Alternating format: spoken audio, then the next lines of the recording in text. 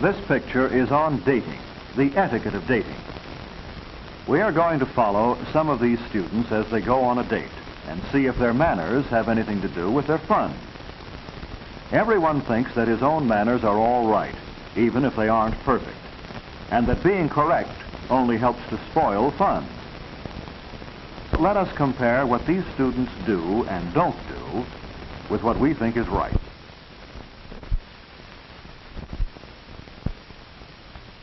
Let's compare ourselves with Margaret, or with Helen, or with two fellows who are particularly interested in them. The Junior Prom, a semi-formal, is the best dance of the year and is announced early. Jerry is the shorter of the two. He believes that he who hesitates must, and the time to ask for a date is now. Margaret, for her part, believes that a girl shouldn't make it difficult for a fellow to ask for a date.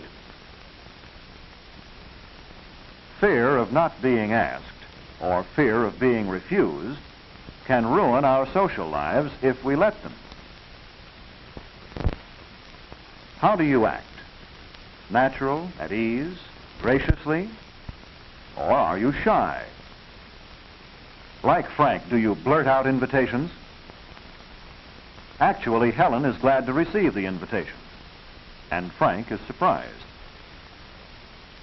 Getting dates is not hard if one will act with a bit of courage and show himself to be sincere. A week before the prom, Jerry asks Margaret to help Frank by finding out what Helen intends to wear to the dance. But Frank isn't thinking far enough ahead to realize that he will soon be selecting a corsage for Helen, and that the corsage should harmonize the color of the dress to be worn. He should also find out the type of corsage she prefers. So Jerry steers Margaret into a discussion of corsages.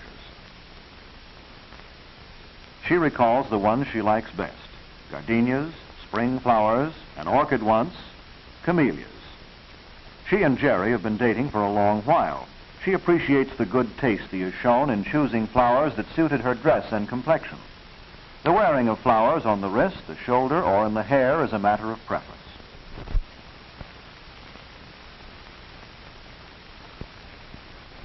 When Frank finally asks Helen about her preferences, she is glad to tell him that she likes all types of corsages and all flowers except gardenias. All the other preparations for their double date are also talked over. The night of the prom, Frank is glad that the dance is semi-formal and that the wearing tuxedo is optional. But even with a dark business suit, so Jerry insists, the color of the tie should be conservative. The socks should match the tie, not clash with it. We dress according to the occasion. A dignified occasion requires dignified clothes. As a matter of convention, men wear dark clothing at formal or semi-formal affairs. Thus, perhaps they allow the ladies, by contrast, to be more colorful in their dress. This tie may not seem conservative by your standards, but it seems to be the mildest that Frank owns. Perhaps for the next dance he will buy a quieter pattern, something that won't compete with the colors he expects the girl to be wearing. In that sense, he will be showing consideration for her, a gesture of friendliness. And that is what etiquette really is, doing unto others as you would have them do unto you.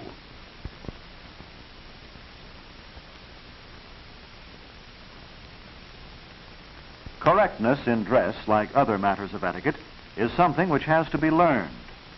One needs to check on himself and inquire from those who know what is correct. Of course, women usually receive more training than men in the etiquette of dress because of its importance to their appearing always to best advantage. But girls have their problems just as fellows do, and what they think is in good taste may not be.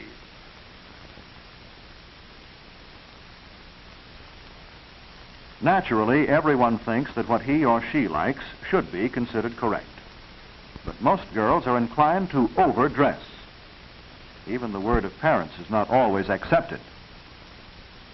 Mother is called old-fashioned. But Margaret will take Helen's word for it that she is wearing too many ornaments. Simplicity is always the safest policy in ornamentation. Correctness of dress for an occasion includes not only the choice of gown and slippers, but the hairdo and the accessories, the jewelry, and, yes, the face makeup. The rules are simple, logical, and easy to remember, and they are very important. Frank doesn't look happy, and he isn't. But how much of his fearfulness is actually a lack of confidence in his manners? Whether he admits it to himself or not, his unsureness is painful and is already interfering with his enjoyment of the date. His wanting to blow the horn for Helen instead of going into the house to meet her parents and to escort her out is really not shyness, but a sign that his manners are weak.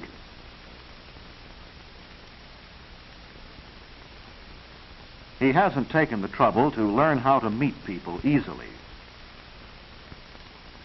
Helen tries to introduce him first to her mother, who has risen to shake hands with him. Ladies are always introduced first, and they may offer to shake hands or not, as circumstances warrant.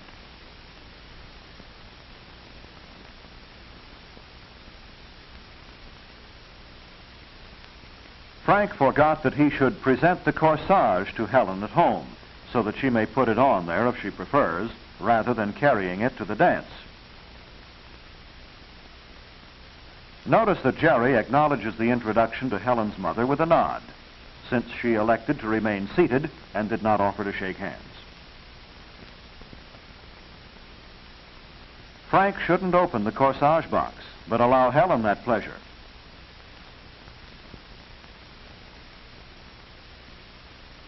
Since Helen does not wish to put the flower on now, Frank should take care of it and see that it is not damaged.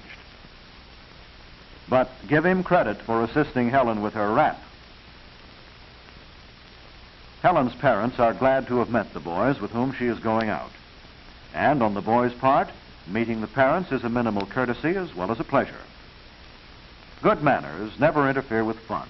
They should be habits. And habits of correctness are just as easy to learn as bad habits. Correctness has the real advantage of allowing one always to be at ease. Jerry has been here often and is right at home. However, the ease with which he enters into a conversation is based on his genuine interest in other people and what they are thinking. Meanwhile, Frank is laboring to interest Helen in what is his, not her, chief interest. Sports. Margaret is careful not to keep Jerry waiting. She doesn't believe that keeping a fellow waiting a long time will allow her a more dramatic entrance and thus increase his interest. Rightly, she depends on the charm of her personality to hold his attention, not upon little games. So that Jerry feels he is dealing with her true self at all times.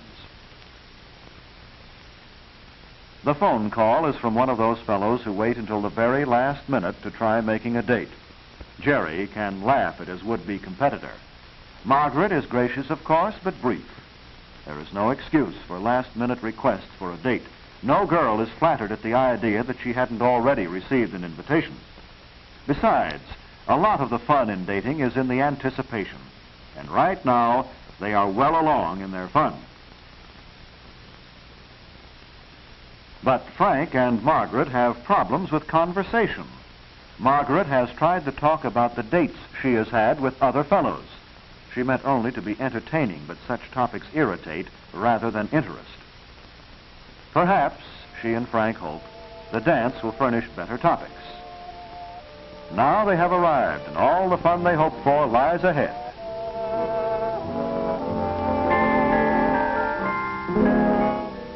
Dances are intended for enjoyment, and the rules of etiquette which apply to dances are, again, customs which have grown out of one person's anticipating the wishes and feelings of others.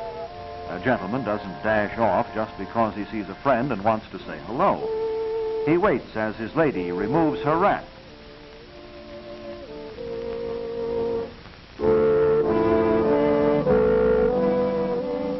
He allows her time to pin on her corsage and powder a bit if she wishes. He saves her any feeling of being deserted or of possible embarrassment in entering the dance unescorted. Ladies expect such courtesies, just as they enjoy the thoughtfulness shown in presenting them with a well-chosen corsage or enjoy being properly escorted.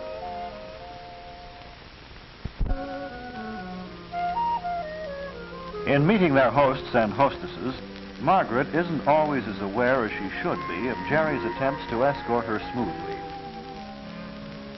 And if Frank realized that his awkwardness, in contrast to Jerry, is due to his not being sure about introductions, he would learn the simple rules in a hurry. Introduce a man to a woman, to an older woman, a younger man to an older man. The name of the person to whom deference is shown is always mentioned first. The person who is to be introduced waits until the introduction is made, and then waits for the other to offer his hand. Only a few friendly remarks are made.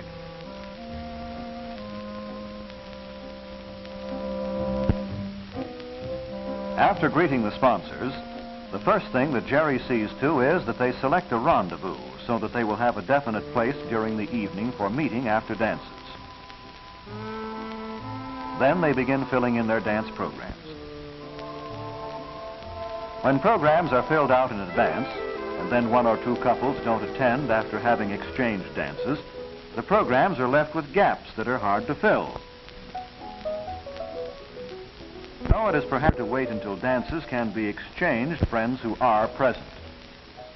Then the dances that have been promised can be written in.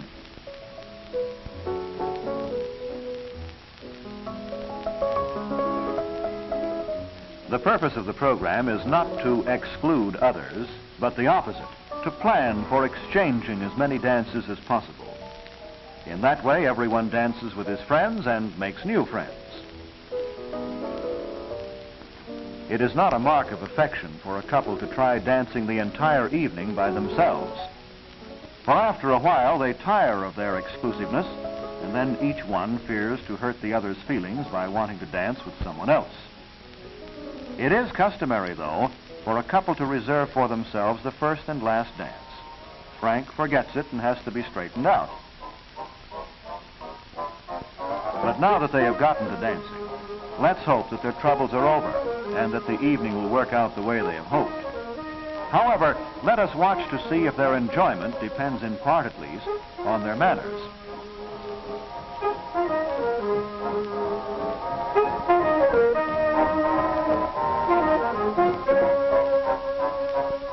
All that they ask is that they be allowed to talk and to dance, to be with their friends, and enjoy each other's company.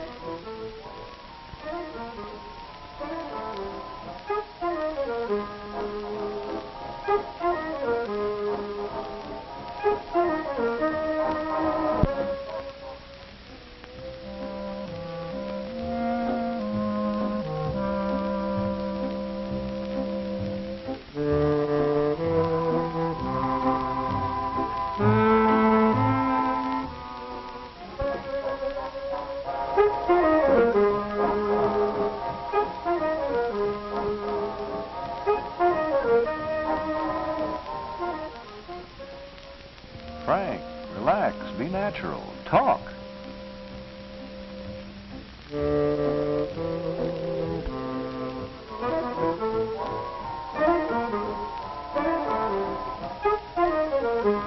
Margaret, you're going yatata, yatata, yatata.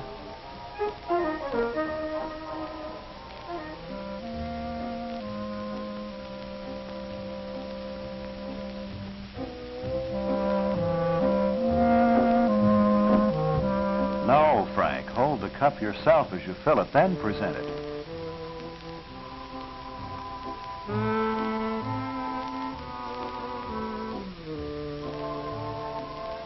Getting jealous? They're only enjoying themselves.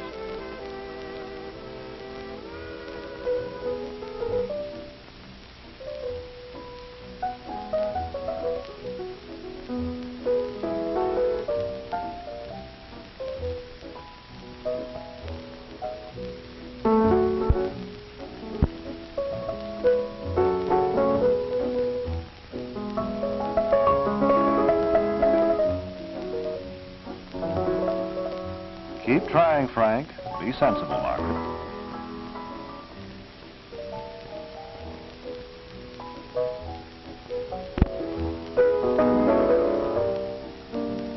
Frank, you're wrong. She hasn't lost interest in you.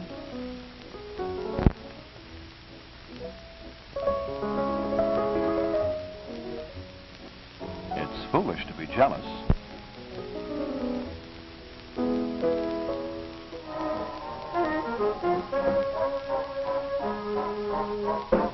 It's your own fun you're spoiling.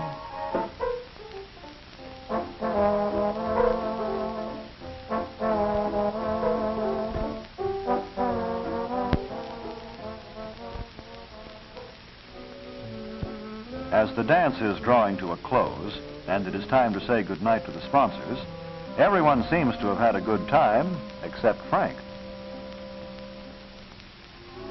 The dancing hasn't worked out as he and Margaret hoped, but Jerry and Helen are at fault too. They have allowed Frank and Margaret to become jealous.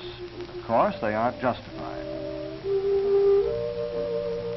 Margaret made the mistake of trying to be too entertaining. Frank allowed his fears to make him wooden. People never like to blame themselves, so they blame others. All that either needs to do is to learn how to be natural and talk of what is interesting to the other person as well as to himself. Meanwhile, a good deal of the fun has gone out of the evening. Even though Margaret pretends that nothing has happened and all is well. Naturally, we all learn through experience, but that is usually the long and the hard way. Being hurt so often, if we realize that our social lives are filled with problems of etiquette, and that these must be studied. We must observe our own behavior, compare it with what is proper, and be certain that our habits are correct. Jerry's example in suggesting to Margaret a dish that she might like is one that Frank might follow.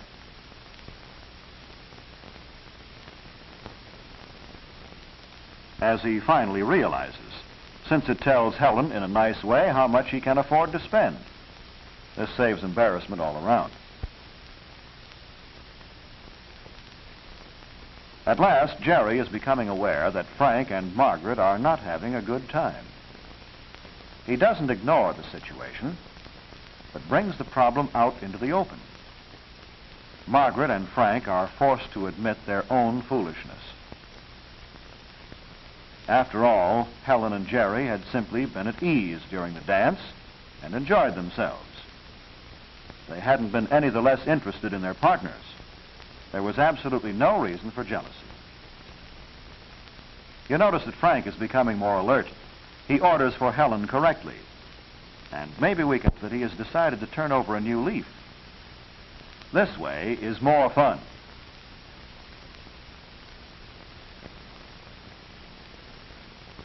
The meal has been happy, and now that the mistakes that have been discovered won't be repeated, and those that haven't yet been discovered will come to light as they pay more attention to their manners.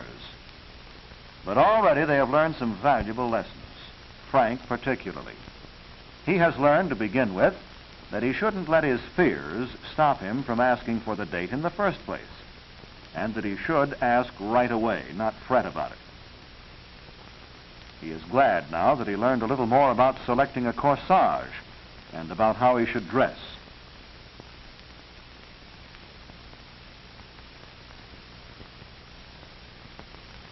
He has still to learn how to be easy during introductions and in making ordinary conversations.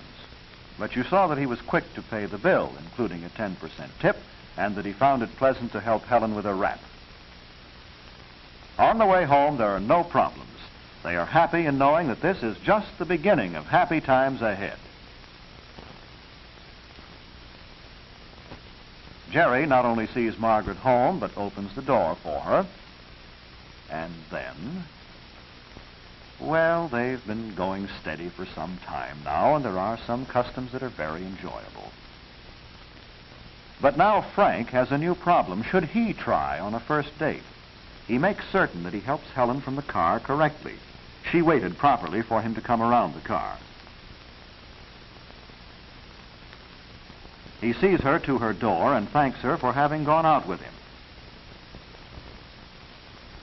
And he remembers to open the door for her. No, he should not try to kiss her goodnight on a first date.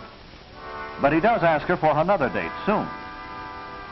Helen is quite happy to accept, so their first date is a definite success. Our ending is only a beginning of other dates to follow, of a new attitude toward manners.